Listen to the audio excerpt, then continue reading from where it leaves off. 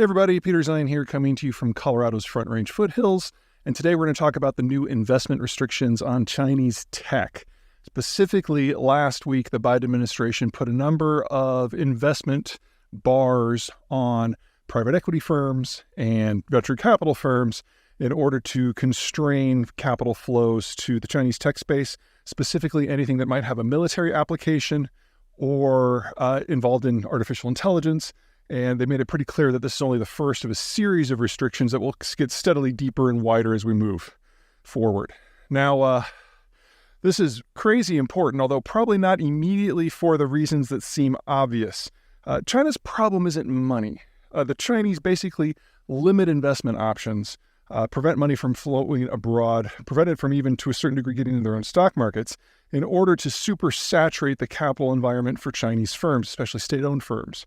Basically, they then use this captured capital to throw a bottomless supply of capital at whatever industry they think needs to have it.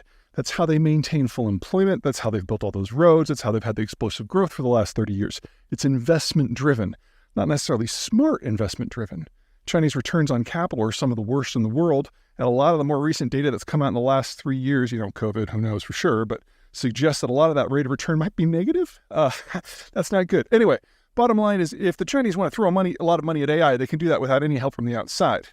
For those of you who have a hard time kind of wrapping your mind around that, think of it this way. We know, talking to the Bitcoiners and gold bugs and all the fiscal conservatives, we know that the U.S. government spends too much money. That's obvious. And one of the many ways that the United States tries to square that circle is it expands the money supply. It prints currency to buy up government debt, to keep it off the market and keep the whole thing from going wobbly. Well, take a look here at the money supply for the big four economies. You'll notice that the Chinese surpassed us a long time ago, and the Chinese money supply is now roughly double that of the United States. In fact, the U.S. money supply has been shrinking for the last year. In the case of China, it is not significantly traded internationally, and most of what is traded internationally is done so in Hong Kong. So, this is all domestic.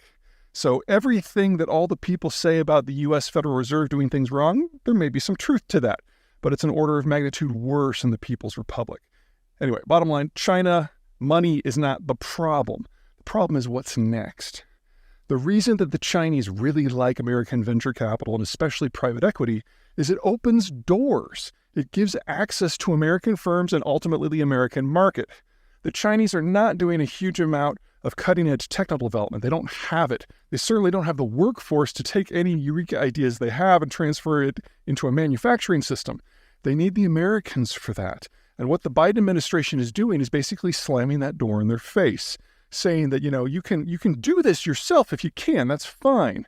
But you're not going to be able to tap American capital, and above all, American know-how and connections in order to then displace Americans in the wider market.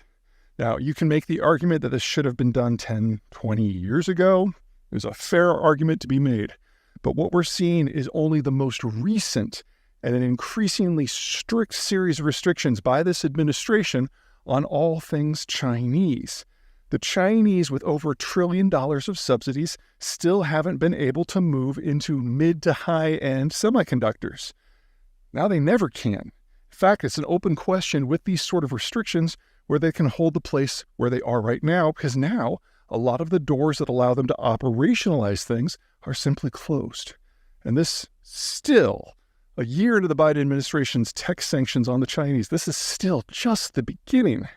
Remember that at the end of the day, the U.S. consumer market is over triple the size of that of the Chinese, and without that, they don't have the flows that are necessary to maintain their employment system, much less their tech system.